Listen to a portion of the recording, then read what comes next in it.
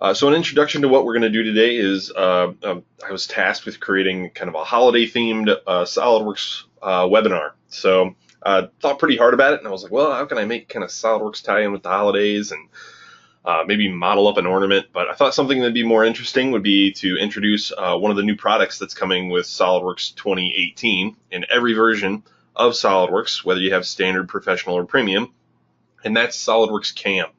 So what you see on the screen in front of you is a stamp that I had machined. So a little bit of an introduction to how I got that machined is about 9 months ago, I had picked up an X-Carve, and this is kind of a hobbyist level CNC that is that I have in my garage, and that's it. About, I don't know, 3/4 of the way built there.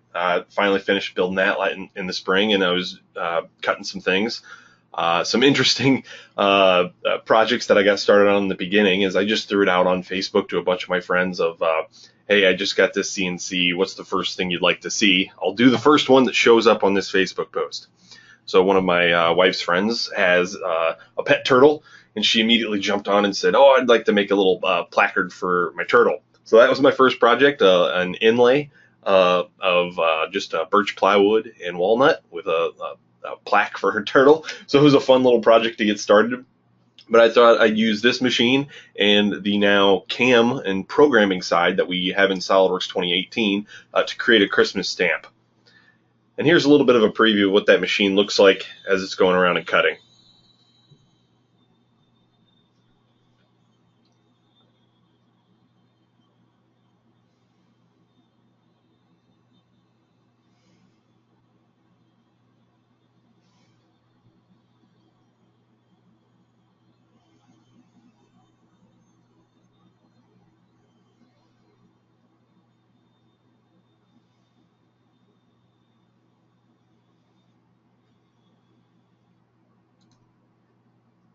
So pretty neat there. There's a little bit of a preview of what you're going to see. The plan that I'd come up with is that I had a few materials to work with. I had the Desai logo as a sketch inside of SOLIDWORKS that I can copy and reuse in different parts. Just a little Christmas tree image, and I'll show you a couple of ways that we can use images. And then from the same place that I got this X-Carve, they sell these stamp blanks. It's basically particle board with a layer of linoleum on top. So with those materials and my tools available, being SOLIDWORKS, and again, in 2018 version of SOLIDWORKS, every single version of SOLIDWORKS comes with SOLIDWORKS CAM, which is 2.5 axis programming of parts. And this X-Carve, I'll see if I can get to that goal. And I'll show you some of the stumbling blocks that I had to overcome. I think I'm probably one of the first, at least within our company, to go all the way from a blank setup of SOLIDWORKS CAM all the way to a cut part. So I can show you the process that I had to set up the library with, of the available tools I had, the machine I had available, speed and feed information, and then how we go from the design in CAD all the way through to program the part and actually cut that part. If you are interested in SOLIDWORKS CAM, I imagine that most of our customers have been really interested in it when I've been talking about it. There's a full-blown CAM webinar that's really more industry specific tomorrow at 11:30 that Desai is hosting, so make sure you jump on Desai's website and register for that if you're interested. So let's jump into SOLIDWORKS and create this component first. So I'm going to go all the way from a blank design. I don't have anything created. Go through the design process, then program the part, and then cut the part.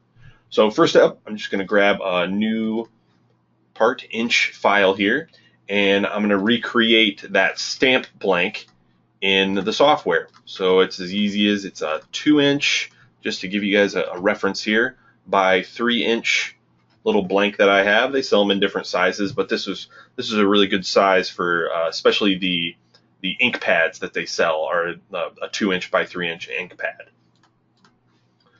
And we'll give that a distance. Then I'll create another shape on the top and I'm just going to copy that. This is going to be for the linoleum.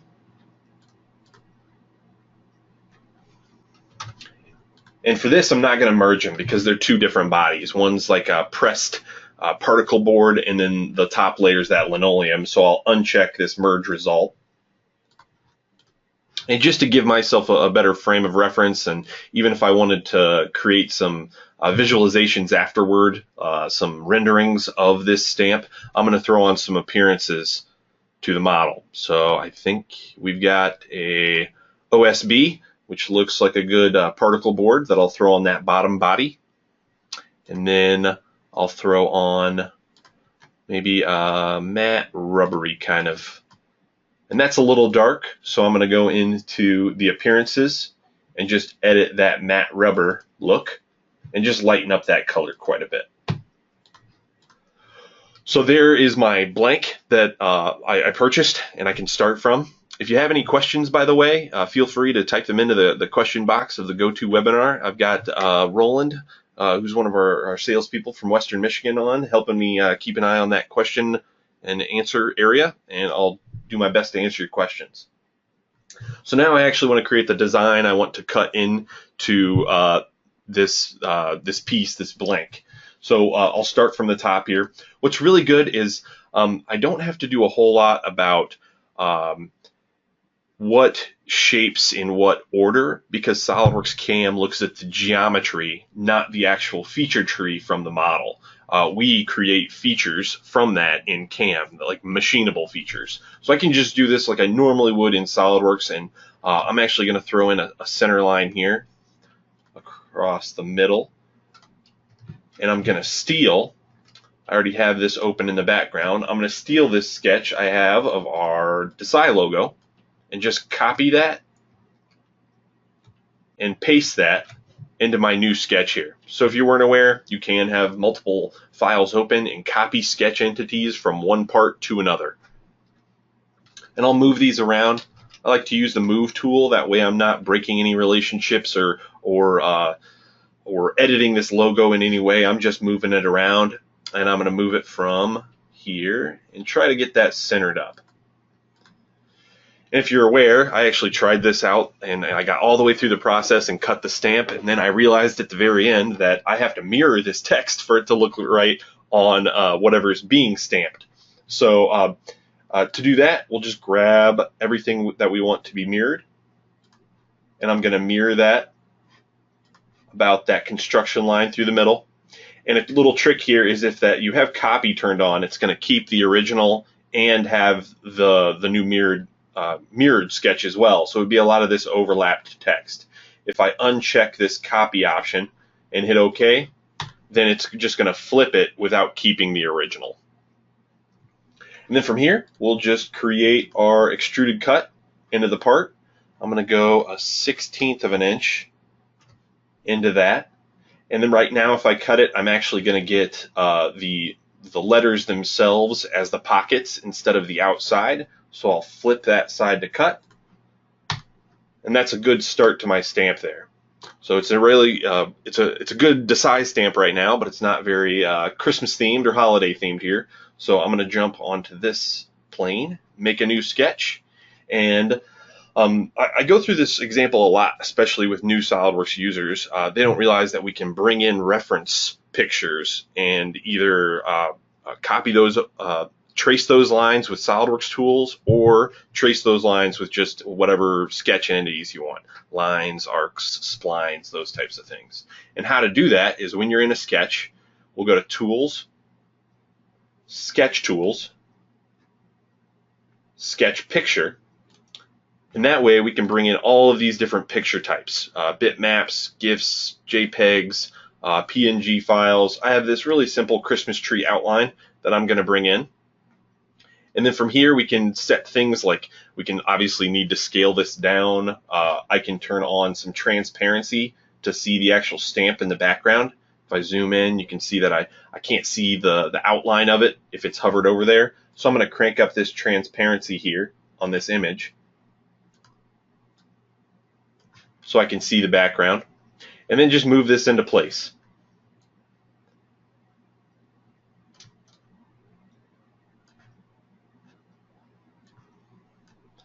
We'll scale it down even further. and get it kind of fitting in there.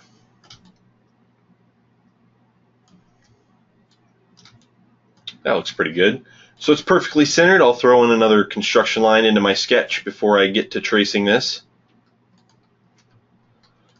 And then zoom really far in and just make sure I've got that centered on that center line. Now from here, if you have SOLIDWORKS Premium, we have the ability to auto trace this Christmas tree. From my add-ins, I can go and turn on auto trace, and then from that same dialog, if I just double click this picture now, I can actually go through and have it auto trace from this dialog. I wanted to make this this webinar specific to, even if you just have a standard seat of SOLIDWORKS, you can do this. So we're going to just do kind of the classic method of tracing this. A couple of years ago, they introduced a new spline type called the style spline. I think it's a lot easier to control, so I'm going to use style splines to trace this Christmas tree. So I'm going to just click on a point, but unlike the regular spline, I'm not clicking multiple points that are going to be on the spline. I'm actually building up a little control polygon. So I'm gonna click anywhere it bends. I'm gonna click outside of that bend to drop that control polygon. So now I think this style of a spline is a little bit easier to control than those classic splines to make fine adjustments. So I'll just keep using that style spline to trace this little Christmas tree here. Again, if you've got any questions, feel free to type them into the question dialog box. I feel like we'll have some more once we jump into the CAM portion of this. Adjust that a bit.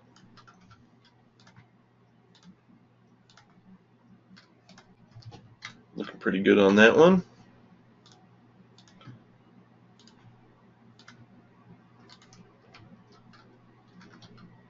And then last one here.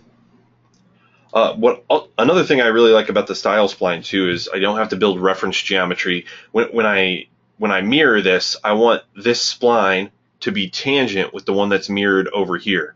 And in the past, I'd have to, let's see, build a center line, a construction line here, and make that construction line tangent with that spline. But if I'm using style splines, I can actually just grab that edge of the control polygon, and I can add dimensions and relations to that control polygon, and I'm going to make that horizontal. So that's going to guarantee that I'm tangent from one spline to the other once I mirror this over. We'll move that a little bit around. That looks pretty good. We'll mirror this over to the other side so we don't have to duplicate our work. And this time I'll turn the copy back on because I want both sides of that mirror after I'm done. And we'll extrude this our 1/16 of an inch. Next up, I do have to think about machining a little bit, and I'm really thinking about the smallest tool that I'm going to use to be able to cut this out. Especially inside this little A here, I'm going to have a round cutter. I'm going to have a bit that has a certain radius, so I know I'm going to have to radius these corners because I can't get to that exact sharp corner on those inside pockets. So any inside corner, I need the smallest radius that I'm going to work with. And I'm going to work with two tools here. I'm going to do a roughing pass with an 1/8 inch bit, and then I'm going to come back around and do a finishing pass with a 32nd inch bit. So I'm going to grab my fillet tool and make, if I'm working with a 32nd inch bit, I have a 64th that I can do for a radius of that, and I'll go through and pick all of those inside corners.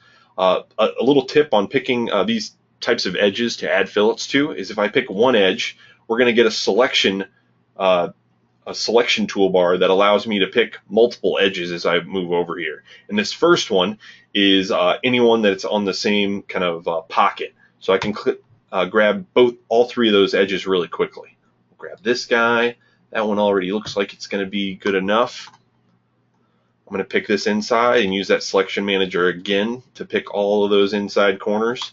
And then we'll pick all these inside corners that I've created from my tree sketch.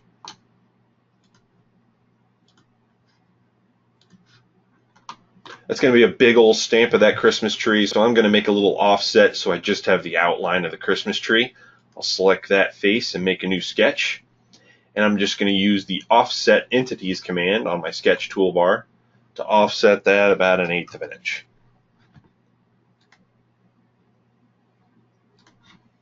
And we'll cut that out.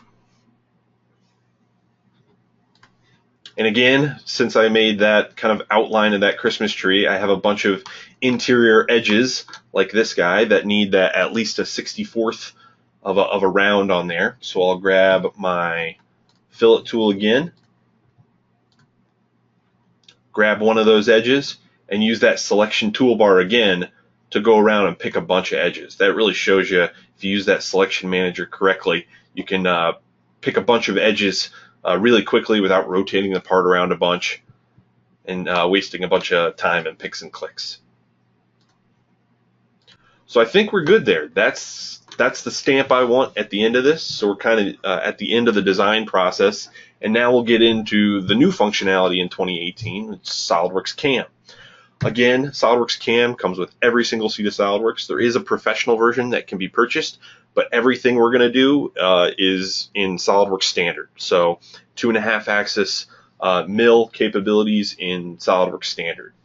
So to turn on the CAM tools, I'm going to go to my add-ins and go down to SOLIDWORKS CAM, turn on SOLIDWORKS CAM.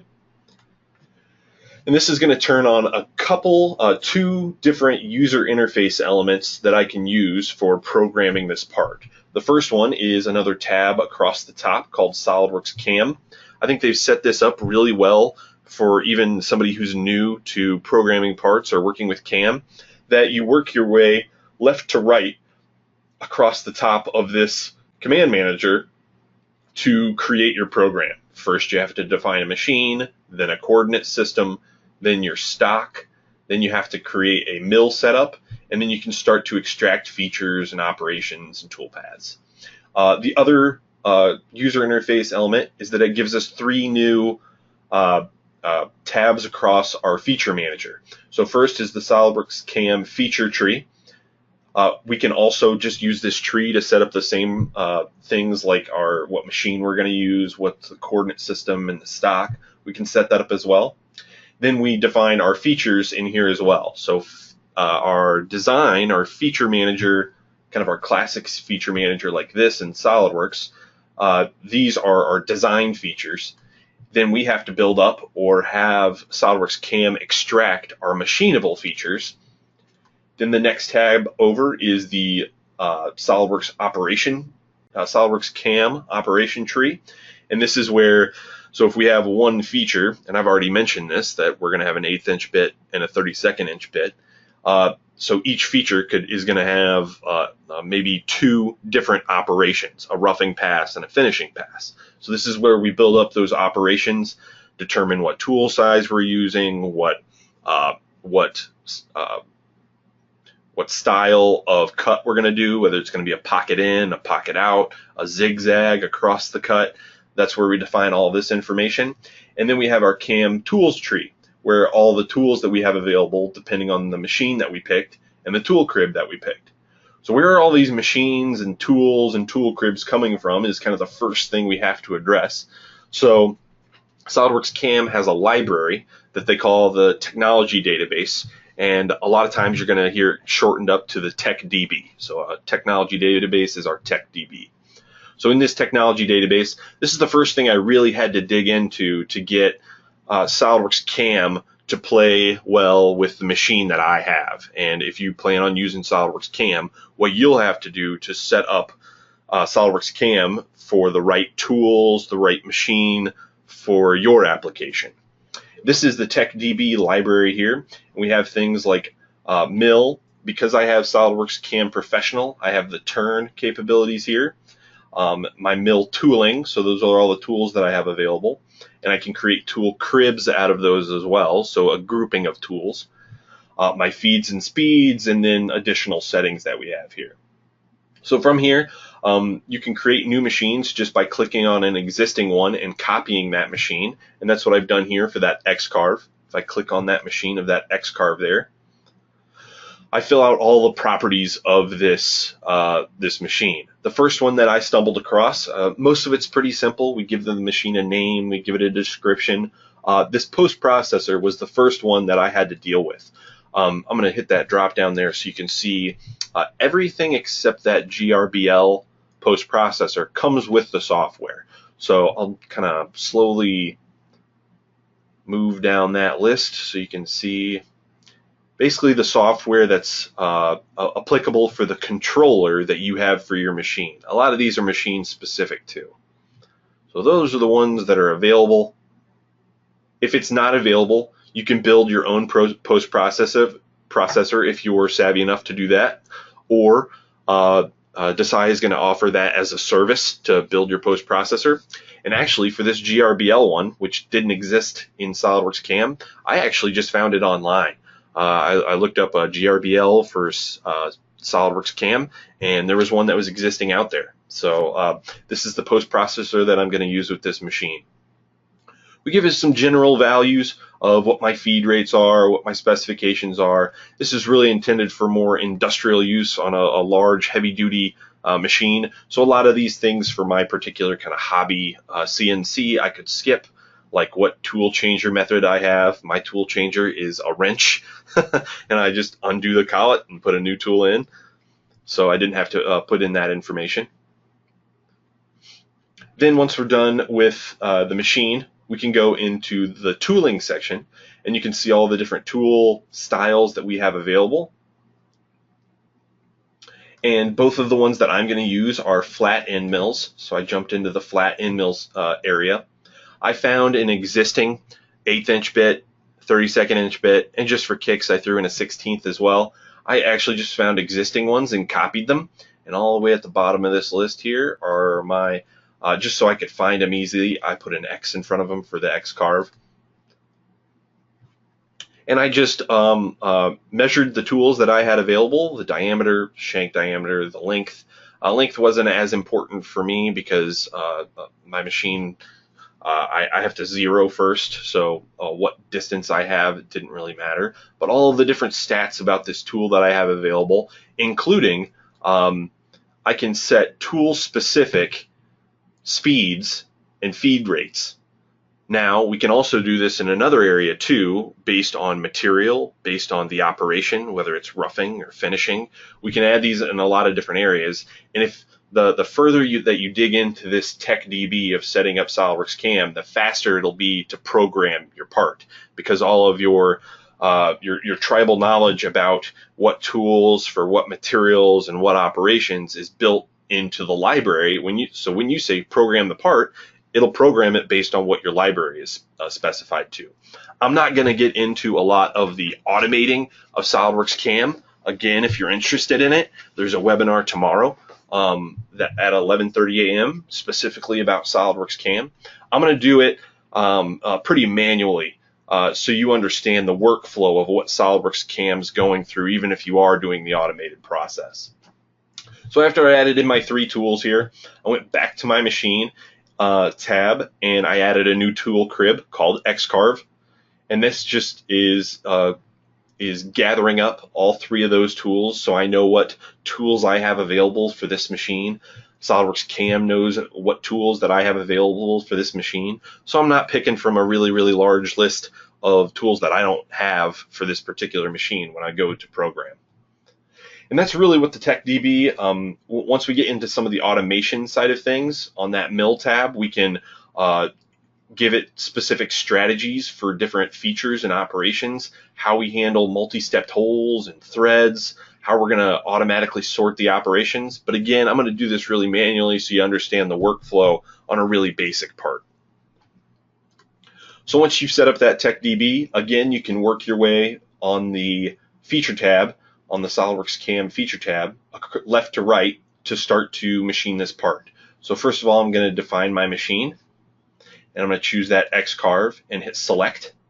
That does a bunch of different things. It sets up what tool crib that I have available and what tools that I have available, what post processor I'm going to be using by default, how I'm going to post this out different setups. All of this stuff can be programmed into that TechDB. For my particular application, I just really care about the post processor and what tools I have available. Once I've set up which machine I want, then I'll set up my coordinate system. We can set up this coordinate system in multiple different ways. I could have in maybe a 2D or a 3D sketch dropped a point out in space and choose that point as my coordinate system for the machine. I can choose the global coordinate system for SOLIDWORKS. I can actually just wrap the part in a bounding box and choose one of the points from the bounding box. And this is the method that I'm going to use. I'm going to use this bottom left corner. And you can see there that I have a new triad there that shows me my X, Y, and Z locations. I'm going to redefine the Z, and just by selecting an edge of the model, and I'm going to flip that so Z's up. And that's the orientation of my machine, as well as X positive going to the right, Y positive going up, and then Z positive going up. From there, we set up our stock manager. So what is our stock? I built this so that the bounding box is the stock, but you can use just a sketch. You can add an additional sketch to the feature to exactly model what size stock that you're going to have, and you can even use an STL file. So if you're doing something that's being casted first and then you have to machine on top of that, you can get that STL file of the cast and use that as your stock material. Again, in this case, I'm just going to use my parts bounding box. Next up, I need to set up my mill station. Am I going to be milling from the right and from the front? So from that, I'll just right-click on the stock and choose a mill part setup. And then I can choose the plane that's parallel to my machining direction. And this little red bullseye here in the arrow shows me which direction. I kind of think about it as which direction the tool's coming from. So I actually need to come over to the property manager and flip that direction. You can see it moves it to the top of my part facing down now. So I have my mill set up. So that's the machine setup and zeroing types of things that we have to do in CAM. Now we need to either extract or manually put in our machinable features. Now, I've been using this tool quite a bit lately, and it's really good. I'm going to show you how to do it individually, manually, but I do want to just show it. If I hit extract machinable features, go ahead. Oh, I thought I heard somebody talking. Roland, can you check in with me real quick and make sure the audio and the video is still good? Yeah, everything's working just fine. Okay, excellent. But I do want to show it. They call it AFR, Automatic Feature Recognition, and I think it's been doing a great job for me so far. So if I hit this extract machinable features, it's going to analyze this part and try to divide it up into the machinable features. So an open pocket, rotate that around a bit. Those dark blue edges is what it's giving me for the open pocket. You can see that it's not tracing the inside of the tree or the inside of the A or the inside of the D. So that would be my open pocket to get down to my top face there. Then 3 irregular pockets that are the inside of the tree, the inside of the A, and the inside of the D. So it found them really easily. But I want to show you, in case you get into more difficult designs, how we build these up ourselves.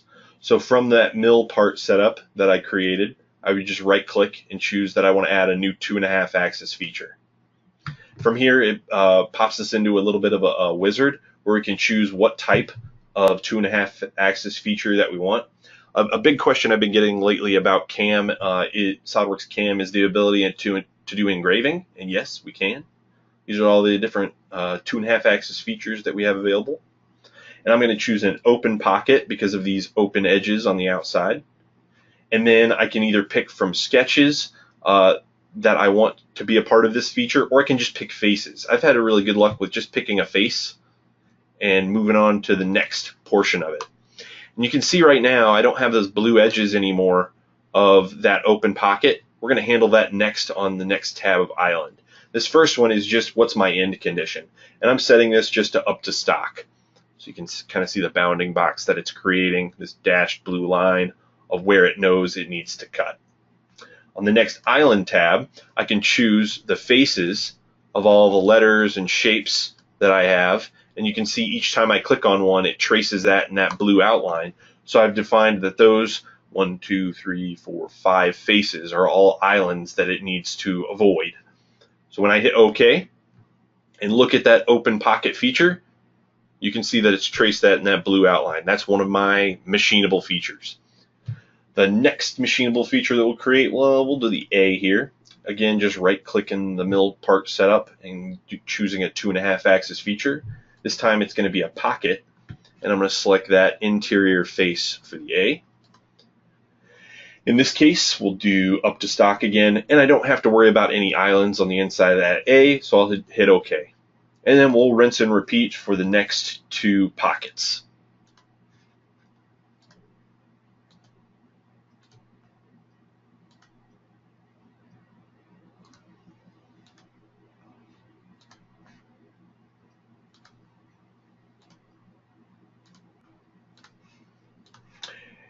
And just like doing the extract machinable features, you see that I end up with 1, 2, 3, 4 different features, 1 open pocket, and 3 irregular pockets. So give you an idea of how we can automate the programming, and also giving you a really good idea of what the workflow looks like in SOLIDWORKS CAM. So once I have my features created, I need to create operations for them. So let's start with that open pocket. I'll just right-click that feature and choose to add a new 2.5 axis, not a feature, but a 2.5 axis operation. So I'm going to choose a rough mill, and it brings up another wizard where I can change the operation from here, even if I chose my wrong right-click menu, but I'm going to keep it at rough mill. The tool that I'm going to use, again, it's grabbing from the tool crib that is associated with the machine that I set up in my TechDB or my library, and I'm going to choose that 1/8 inch drill bit, and then what features I want to program with this. So I'm just going to do the open pocket for now. When I hit OK, it kicks me to the next, over here on the left side of the screen, that next tab, the SOLIDWORKS CAM operation tree, and it shows me my operation here. And then my operation parameters window automatically pops up. And one of the things I wanted to point out is the different options that we have when it comes to the different operations that we have. So I'm doing a roughing operation, so I have this roughing tab where I can choose things like how much I want the first cut to be, what the maximum cut I want to be, what I want the final cut to be if we want more of a finished application. I just wanted to do 2 passes to make this first rough cut, so I'm going to set that final amount to 0. So it's going to do 2 cuts, both a 30-second. I just want 1 cut actually, so we'll do it a 1/16. Allowance. In this case, this is again, if you plan on doing a finishing pass of a more sharp tool or a tool that you have available, I'm going to set that to 0. I just want it to get as close as possible to those edges. And then this machine island top, I don't want to smooth up the faces of that top linoleum because the blank comes pretty smooth. So when I hit OK, that defines my operation, and then the last step would just be to right-click that operation and generate the tool path. So you can see, based on me not choosing to machine the island faces, it's not going along the top of the letters and the shapes to cut those, and that is my pocket out style of my open pocket. From here, I'm going to create an additional feature, an additional operation for this open pocket feature to finish it up. And before I do that, I'll show you why here and how you can kind of see this as you go. Anytime you want, through the programming process, we can jump into this simulate toolpath arena. And there's lots of different options to be able to actually visualize the tool moving around the part, or just jump to the next toolpath. We have display options that shows us the difference between the nominal model that we designed up and what the tool could actually cut. So in this case, I'm just going to go to the next toolpath and slow that down quite a bit. I know we're over a webinar here, so I want that to be able to play pretty slowly for you. Oh, I need to change that to actually play through it. There we go. Now I can slide that back. And hopefully, maybe Roland, you can chime in if you can see that animation okay over the webinar. Yeah, this one's looking pretty good, actually. Good, good. Yeah, it's a little tough to show these animations over a web meeting, but I'm glad you can see it a little better. And this is just a preview of this toolpath and the tool cutter that I'm using. We can actually turn on the chuck as well if we have a more complicated part that gets into deeper pockets, and we want to make sure that we're avoiding collisions between the tool and the holder and the part itself. In SOLIDWORKS CAM Professional, which you'll learn more about tomorrow if you join that webinar. We can have an assembly in here with the clamps and the holding mechanisms to make sure that we're avoiding any interferences. So in this case, I'm just going to jump to the end of that toolpath, and you can see I get kind of a color-coded model there. And if I want to actually color-code it by the difference between my nominal value of the model and what's being cut, I can see here that I've got a thickness of a 1/16 of an inch on all these areas that just haven't been cut out yet. Even between the letters, I need to get in there with a smaller tool. So that'd be my next operation. I'm going to jump back to the same feature, that open pocket, create a new operation that's still a rough mill here, and I'll choose a different tool size. I'll choose my 32nd inch tool size. And I'm going to set a lot of the same things here. With a smaller tool, I want to have it make 2 passes instead of 1. So I'll have it go a 32nd of an inch for its first and maximum cut. I'll ignore the allowance towards the sides there. I want it to get as close as possible. And the option I need to change now is this rest machining. If I didn't change any of this rest machining, it's going to try to, SOLIDWORKS CAM is going to try to make a tool path that cuts out a lot of what I already cut out with my 1/8 inch bit. So with this rest machining, I can say, program this operation from a work in progress. And by default, it's just going to do the work in progress for the entire model up to this point. But I can also choose this little ellipses here and say I only want it to look at that previous tool path that I just created, and you'll see this becomes more important later. Only look at that one and then program it from that work in progress. So now when I generate that tool path, it's not going to try to create a tool path for the entire part. It's only going to create a tool path for what's not been cut. And you can already see here that the machine island tops option I forgot to turn off. So that's what it looks like when you're machining the island tops. So let's jump back into that and redefine it.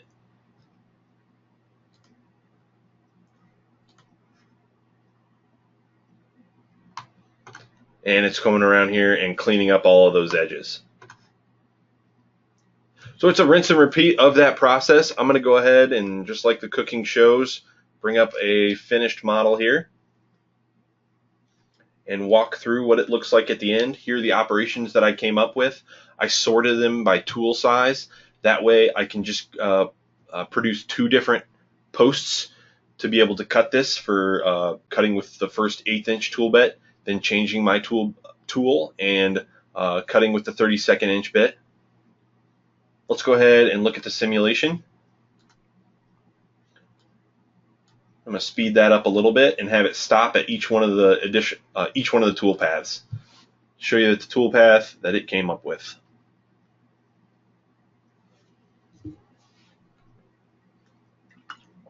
We've already seen this one, so I'm going to speed it up quite a bit here.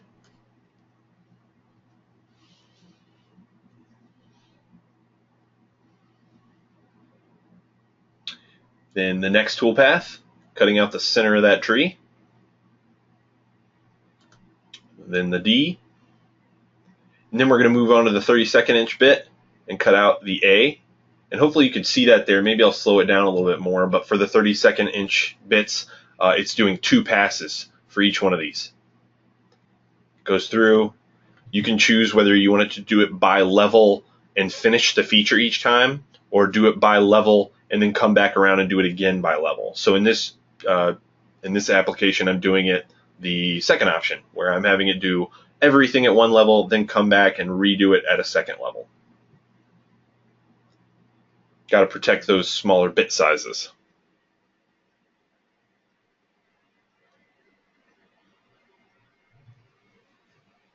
We'll speed that up now.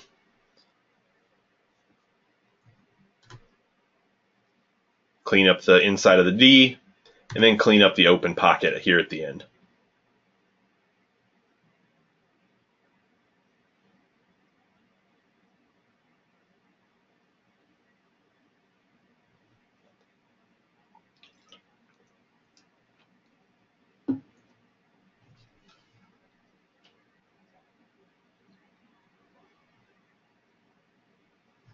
All right, we'll speed that up a bit, get that towards the end.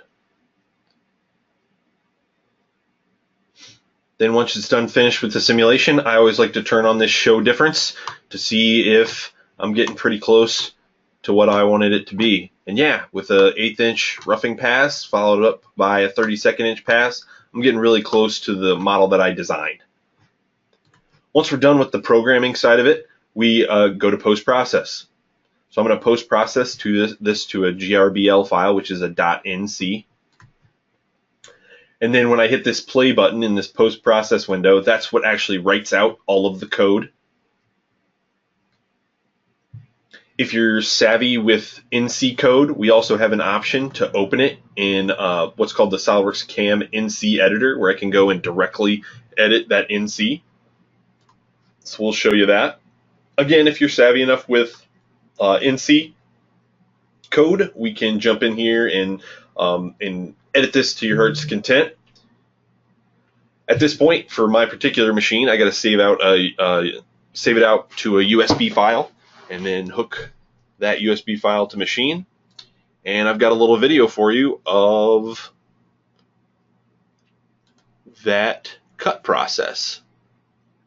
So let's think here. All right, I'm going to try to play it through the PowerPoint and see if we can get it through there.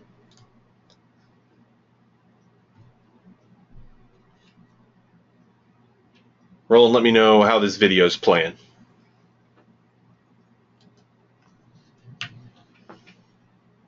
Really choppy. Okay, that's what I figured. I'll pause it at different sections. It's doing the open pocket right now. And I'll pause it right after the open pocket.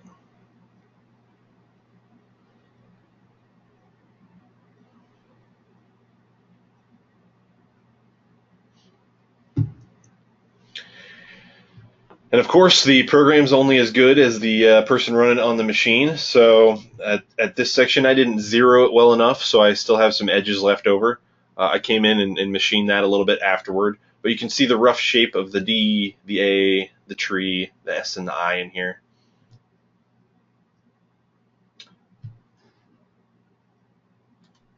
Then next up is the 32nd inch piece after I kind of blew out a lot of those chips.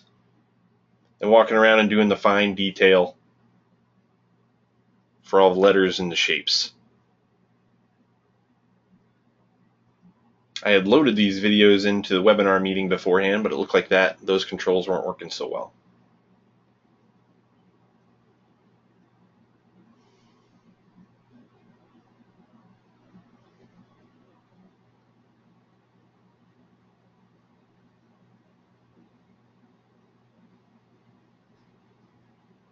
And it does the second pass there. Since the video is kind of choppy, I'll head to the end here.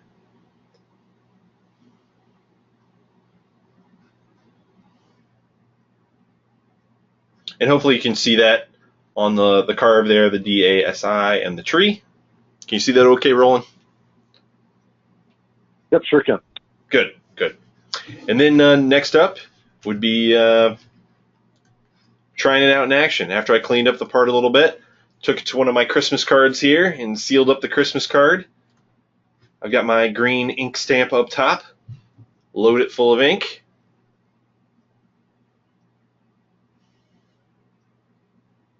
You can see the stamp there, and stamp away.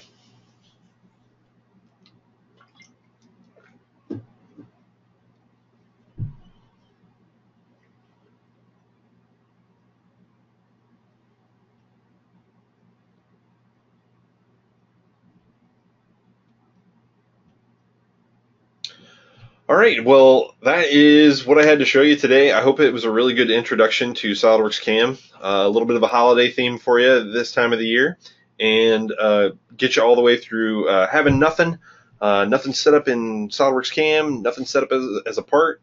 Create a part all the way through the design process, program that part, and then cut that part. I got some links here at the end for if you're interested in the machine or those linoleum blanks to make your own stamps, the GRBL post processor, and I'd like to throw a special thanks out to Alex Frank for helping me through a lot of the TechDB setup and just some general CAM questions that I had. You can see that I got a little carried away and made my own little Dawes family stamp as well. Stick around and add any questions to the question box if you've got them. Otherwise, I appreciate you attending our webinar this afternoon.